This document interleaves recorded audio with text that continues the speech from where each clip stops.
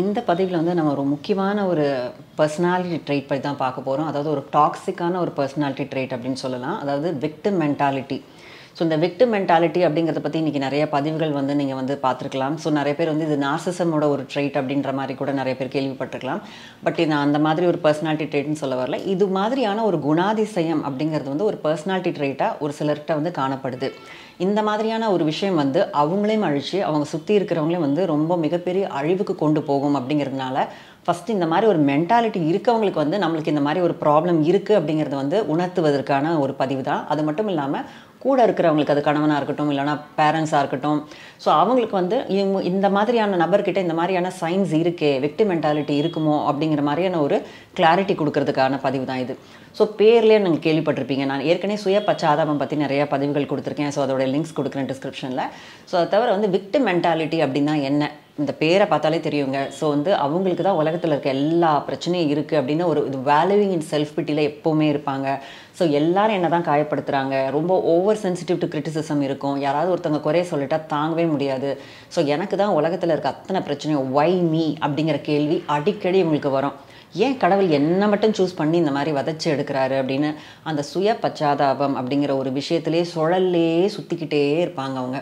So இதை வந்து யாராவது அவங்கள ரெஸ்கியூ பண்ணுறதுக்காக கை கொடுப்பாங்க. சரி வா, உன்னோட பிரச்சனை இதுதானா, நான் உன்னை காப்பாற்றுறேன் அப்படிங்கிற மாதிரி வந்து நல்லா இமேஜின் பண்ணிக்கோங்க. ஒரு புதக்குழி இருக்குது, இவங்க அந்த சுழல்லே சுற்றிட்டு இருப்பாங்க, ஒரு செல்ஃப் பிட்டி சைக்கிள்லே சுற்றிட்டு இருப்பாங்க. ஸோ ஒருத்தவங்க வந்து ஒரு தில் வெயிட் ஃபார் தட் ஒரு பயங்கரமான ஒரு பர்சன் வந்து நம்மளை காப்பாற்றுவாங்க நம்மளுக்கு அப்படின்ற மாதிரி ஒரு கையை கொடுக்க ட்ரை பண்ணிகிட்டே இருப்பாங்க. நீங்கள் கையை கொடுத்து எவ்வளோதான் நீங்கள் ரெஸ்கியூ பண்ண பார்த்தாலும் அந்த புதக்குழியிலேருந்து அவங்க வரவே மாட்டாங்க. அதுதான் விஷயம். ஸோ அகெயின் ஒரு பிரச்சனைக்கு நீங்கள் தீர்வு கொடுத்தா இன்னொரு பிரச்சனை சொல்லுவாங்க, அதுக்கு ஒன்று தீர்வு கொடுத்தா அதை சொல்லுவாங்க. ஏன் அப்படின்னா அவங்கள பொறுத்த வரைக்கும் அவங்களோட எல்லா பிரச்சனைக்கும் காரணம் வந்து அவங்க கிடையவே கிடையாதுங்க, மற்றவங்க தான். பிளேமிங் அதுதான் அவங்களோட முக்கியமான வந்து ஒரு சைன் அப்படின்னு சொல்லலாம். என்னோட எல்லா பிரச்சனைக்கும் வந்து நீங்கள் தான் காரணம், இல்லை இந்த விஷயந்தான் காரணம், இந்த சிச்சுவேஷன் தான் காரணம், என் வாழ்க்கை மட்டும் ஏன் இப்படி ஆயிடுச்சு அப்படிங்கிற மாதிரியான ஒரு விஷயம் இருக்கும். அவங்களுக்கு பவர்லெஸ்ஸாக ஃபீல் பண்ணுவாங்க, ஹோப்லெஸ்ஸாக ஃபீல் பண்ணுவாங்க. அவங்க வாழ்க்கை அவங்க கட்டுப்பாட்டில் இல்லைங்கிற மாதிரி உணர்வாங்க. இது வந்து அவங்க வேணும்னே நச்சுத்தன்மையோட மற்றவங்களை காயப்படுத்துறதுக்கு மட்டும் இல்லைங்க, அவங்களுமே ஒரு காயத்தில் தான் இருப்பாங்க. ஆனால் அதில் ஒரு சுகமான சுமையாக அவங்க வந்து அதில் இருப்பாங்க. இது வந்து ரொம்ப ரொம்ப டாக்ஸிக்கான ஒரு விஷயம். இந்த மாதிரி ஒரு கொஸ்டின் வரலாம், ஏன் இந்த மாதிரி வந்து விக்டிம் மென்டாலிட்டியோட ஒரு சில பேர் இருக்காங்க அப்படின்னா அதுக்கு நம்ம சோஷியோ கல்ச்சரல் ரீசன்ஸ் இருக்கலாம், அவங்களோட சைல்டுஹுட் ட்ராமா இருக்கலாம். முக்கியமாக பார்த்துட்டிங்கன்னா நிறைய சைல்டுஹுட் ட்ராமா இருக்கும், இல்லை அப்யூஸ் இருக்கலாம். அப்படின்ற போது இது இவங்க சிறு குழந்தைகளாக இருக்கும் போது இல்லை டீனேஜர்ஸாக இருக்கும்போது ஒரு நேரம் வந்து அவங்க வந்து வாழ்க்கை கட்டுப்பாட்டில் இல்லை, எனக்கு ஏதோ நடக்குது, என்னால் என்னை காப்பாற்றிக்கவே முடியல அப்படிங்கிற மாதிரி ஒரு சூழ்நிலையில் அவங்க இருந்திருக்கலாம், பவர்லெஸ்ஸாக ஃபீல் பண்ணியிருக்கலாம். அந்த மாதிரி ஒரு சூழ்நிலை இருக்கும்போது மற்றவங்க எல்லாம் மோசமானவங்க, இந்த உலகமே மோசமானது, யாரையும் நம்ம ட்ரஸ்ட் பண்ணக்கூடாது, எல்லாம் நம்மளை காயப்படுத்துவாங்க அப்படிங்கிற மாதிரியான ஒரு லெசனை அவங்க லேர்ன் பண்ணியிருக்கலாம். அந்த ட்ராமா ஹீல் ஆகாமல் இருந்திருக்கலாம். இதை தவிர இன்னும் ஒரு சில காரணங்களும் இருக்குங்க. சில பேர் பார்த்திங்கன்னா வாழ்க்கையில் எந்த ரெஸ்பான்சிபிலிட்டியும் எடுத்துக்க மாட்டாங்க. அவங்க டிசிஷன்ஸ்க்கு பார்த்திங்கன்னா எதை எடுத்தாலும் வந்து மற்றவங்க மேலே பழிய போட்டுலான்னு சொல்லிட்டு நீ சொல்லன்னு கேட்டுக்கிட்டே இருப்பாங்க. ஸோ ஃபைனலாக வந்து நீ சொல்லி தான் நான் செஞ்சேன் அப்படின்னு சொல்லிட்டு போவாங்க. ஏன்னா அவங்களுக்கு ரொம்ப பயம் அந்த ரெஸ்பான்சிபிலிட்டி எடுத்துக்கிறதுன்னு பார்த்தீங்கன்னா. அந்த மாதிரி நபரும் வந்து இந்த விக்டிம் மென்டாலிட்டிக்கு போயிடுவாங்க. ஸோ இந்த மாதிரி ரெஸ்பான்சிபிலிட்டி எடுத்துக்காமல், ஸோ உன்னால தான் நான் இதை எடுத்தேன், அதனால தான் ஆயிடுச்சு, அவங்களுக்கு ரொம்ப பயம் அதை ஓன் பண்ணிக்கிறதுக்கு. ஸோ அந்த மாதிரி ஒரு விஷயம் இருக்கலாம். இல்லை பிட்ரே ஆகிருக்கலாம், நிறைய பாஸ்ட் ரிலேஷன்ஷிப்பில் வந்து முதுகில் குத்து வாங்கியிருக்கலாம். ஸோ இதனால் யார் மேலேயும் நம்பிக்கை இல்லாமல் போயிருக்கலாம். ஸோ இந்த மாதிரி பல்வேறு காரணங்கள் இருக்குங்க ஒரு விக்டிம் மென்டாலிட்டி பர்சன் உருவாகிறதுக்கு அப்படின்னு பார்த்தீங்கன்னா. ஸோ இந்த மாதிரி ஒரு பர்சன் உருவாயிட்டதுக்கப்புறம் அவங்களோட மனநிலை அப்படிங்கிறது வந்து எப்போவுமே ரொம்ப நெகட்டிவாக தான் இருக்கும். தில் be very hyper sensitive to criticism. யார் ஒரு சின்ன குறை சொல்லிட்டாலும் தாங்கவே மாட்டாங்க, புலம்பிக்கிட்டே இருப்பாங்க. அது மட்டும் இல்லாமல் அவங்களுக்கு வந்து ரொம்ப அந்த நெகட்டிவிட்டி, பெசிமிஸ்டிக், கெட்டஸ்ட்ராஃபிசிங்னு சொல்லுவோம். அதாவது எதுவுமே வந்து ஒரு சின்ன விஷயம்னா அவ்வளோதான் என் வாழ்க்கையே போயிடுச்சு அப்படின்னு சொல்லிடுவாங்க. ஸோ கூட இருக்கிறவங்களுக்கு வந்து ரொம்ப ட்ரெயினிங்காக இருக்கும். சப்போஸ் உங்கள் மனைவிக்கு இருக்குது இல்லை கணவனுக்கு இந்த மாதிரி ஒரு மென்டாலிட்டி இருக்குது அப்படின்னா கூட இருக்கிறவங்களுக்கு வந்து ரொம்ப ட்ரெயினிங் ஆகிடும். ஏன்னா நீங்களும் எப்படியாவது அவங்கள காப்பாற்றிடலாம் நிறையா முயற்சி எடுப்பீங்க. ஆனால் அவங்க திரும்ப திரும்ப இந்த பழியை மற்றவங்க மேலே போட்டுட்டு அவங்க அதுலேருந்து வெளியில் வரவும் மாட்டாங்கங்கிறது வந்து ரொம்ப எனர்ஜி ட்ரைனிங்காகவே இருக்கும். ஏன் இவங்க இந்த மாதிரி இருக்காங்க அப்படிங்கிற புரிதல் உங்களுக்கு ஓரளவு கிடைச்சிருக்கும். இந்த மாதிரி நிறைய அனுபவத்தில் அவங்க வாழ்ந்து திரும்ப திரும்ப பிரச்சனைகளை சந்திச்சு அதுலேருந்து வெளியே வர முடியாத ஒரு சூழ்நிலைனாலையும் இந்த கண்ட்ரோல் இல்லாமல் பவர் இல்லாமல் அவங்க ஃபீல் பண்ணுறதுனாலையுமே அவங்க அந்த மாதிரி ஆயிருக்கலாம். ஒரு லேர்ன்ட் ஹெல்ப்லெஸ்னஸ் அப்படின்ற மாதிரி சொல்லுவாங்க. ஸோ ஃபார் எக்ஸாம்பிள் வந்து ஒரு எக்ஸ்பெரிமெண்ட் பண்ணியிருக்காங்க ஒரு சைக்காலஜியில். அது பார்த்தீங்கன்னா வந்து ஒரு எலிக்கு வந்து ஒரு ஷாக் கொடுத்துக்கிட்டே இருக்காங்க எவ்ரி டைம் அது வந்து கேஜ்லேருந்து தப்பிக்க போகுதுன்னு வச்சுக்கோங்களேன். ஸோ ஒவ்வொரு தடவையும் அது தப்பிக்கும் போதெல்லாம் வந்து அதுக்கு ஷாக் கொடுத்துட்டே இருந்தாங்களாம். ஸோ ஒரு தடவை வந்து ரொம்ப நாள் ஒரு 10 ட்ரையல் முடிஞ்சதுக்கப்புறம் 11th ட்ரையலில் வந்து அதோடைய எலியோடைய இதை எடுத்தாச்சு, அந்த கேஜோடைய இதுவே ஓப்பன் பண்ணியாச்சு. எலி வந்து இட்ஸ் ஃப்ரீ டு எஸ்கேப். ஆனால் அது ட்ரை பண்ணுறதே விட்டுருச்சுங்க.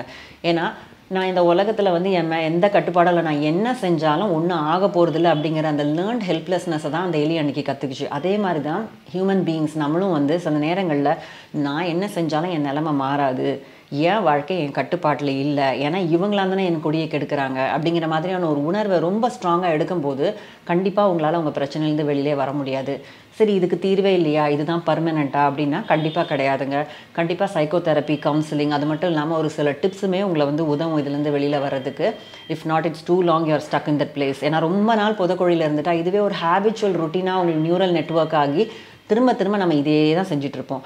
அது மட்டும் இல்லைன்னு பார்த்தீங்கன்னா இவங்க வந்து இல்லாததையே தான் பேசிகிட்டு இருப்பாங்க. ப்ளஸ் வந்து ஒரு ஸ்டோரி க்ரியேட் பண்ணிக்கிட்டே இருப்பாங்க. அவங்க ஏன் இப்படி இருக்கிறாங்கன்றதுக்கு ஒரு பெரிய ஸ்டோரி இன்ட்ரிகேட்டாக பில்ட் பண்ணி பல தடவை அதை ஓட்டிக்கிட்டே இருப்பாங்க. பல பேர்கிட்ட சொல்லி அவங்களுக்கே இது ரொம்ப உண்மையாக போயிடும் இந்த விஷயம். ஸோ நம்ம ரொம்ப பாவப்பட்டவங்க அப்படிங்கிற மாதிரியான ஒரு விஷயத்துலேயே அவங்க இருந்துகிட்டே இருப்பாங்க. ஸோ பார்த்திங்கன்னா ஓகே இதெல்லாம் முடிஞ்சிடுச்சு. இதுலேருந்து எப்படி வரலாம் அப்படின்னு கேட்டிங்கன்னா இந்த விக்டிம் மைண்ட் செட்லேருந்து க்ரோத் மைண்ட் செட்டுக்கு நம்ம எப்படி வரணும்னா நம்பர் 1 திங் வந்து ஃபஸ்ட்டு வந்து you should understand that you have this problem. இந்த மாதிரி நம்ம பண்ணிகிட்ருக்கோம் அப்படின்னாலும் நிறைய பேர் ஏற்றுக்க மாட்டாங்க. ஏன்னா அவங்கள டிஃபெண்ட் பண்ணிக்கிறதுக்காக தான் இந்த விஷயத்தை அவங்க வந்து ஒரு கோப்பிங்காக எடுத்துக்கிறது. இது ஒரு ஆர்மராக அவங்க எடுத்துருக்கிறாங்க. பிரச்சனையிலேருந்து அவங்கள காப்பாற்றிக்கிறதுக்கான ஒரு விஷயமா எடுத்திருக்காங்க. ஸோ அவங்க அது அவ்வளோ சீக்கிரம் இதை உணர மாட்டாங்க. ஸோ முக்கியமாக அவங்க பண்ணக்கூடிய விஷயம் ஃபஸ்ட்டு இதை உணரணும். எனக்கு இப்படி விக்டிம் மென்டாலிட்டி அப்படின்ற மாதிரி ஒரு விஷயம் இருக்குது, ஐ நீட் ஹெல்ப் அப்படிங்கிறத புரிஞ்சுக்கணும். நெக்ஸ்ட்டு பார்த்தீங்கன்னா இந்த மாதிரி பவர்லெஸ்ஸாக ஃபீல் பண்ணாமல் என்னோடய வாழ்க்கை என் கட்டுப்பாடில் இருக்குது, ஒரு சின்ன விஷயத்த முதல்ல செஞ்சு பார்த்து அதன் மூலமாக ஒரு சில வெற்றி வரும்போது ஓகே லைஃப் வந்து இன்டர்னல் லோக்கஸ் ஆஃப் கண்ட்ரோல்னு சொல்லுவாங்க உளவியல் ரீதியாக. பார்த்தீங்கன்னா லைஃப் வந்து என்னோட கட்டுப்பாட்டில் தான் இருக்குது, நான் தான் அந்த காரை வந்து ஸ்டியர் பண்ணி ஓட்டிகிட்டு இருக்கேன், என் வாழ்க்கையை எவனோ ஒருத்தன் ஓட்டிகிட்டு இல்லை அப்படிங்கிறத உணர்றதுக்கு ஒரு சின்ன முயற்சிகள் எடுக்கும்போது அதனால ஒரு சில சேஞ்சஸ் வரும்போது கொஞ்சம் கொஞ்சமாக அவங்களுக்கு அந்த நம்பிக்கை வர ஆரம்பிச்சிடும். என் வாழ்க்கை என் கட்டுப்பாட்டில் தான் இருக்குது, I am in control of my life, எனக்கிட்ட பவர் இருக்குது அப்படிங்கிறது. இன்னொன்று முக்கியமாக பார்த்தீங்கன்னா இந்த பெசிமிஸ்டிக் ஆட்டிடியூடை ஆப்டிமிசமாக மாற்றணும். நம்மளோட எல்லாரோடைய பிரெயினுமே பொதுவாக வயராக இருக்கிறது பார்த்தீங்கன்னா நெகட்டிவாக திங்க் பண்ணுறதுக்கு தாங்க.